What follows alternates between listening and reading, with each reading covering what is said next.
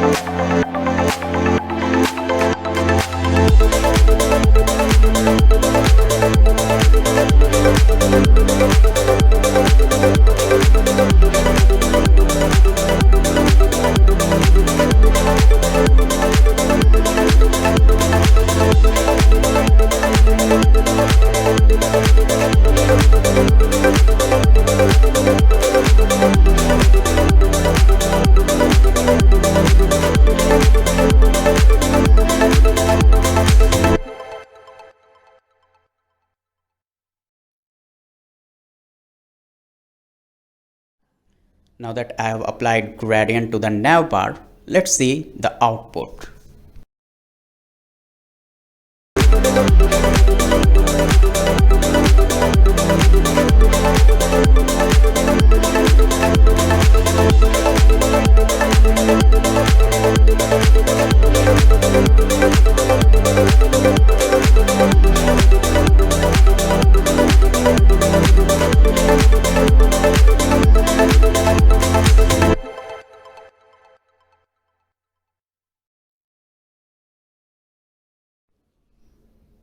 It looks awesome.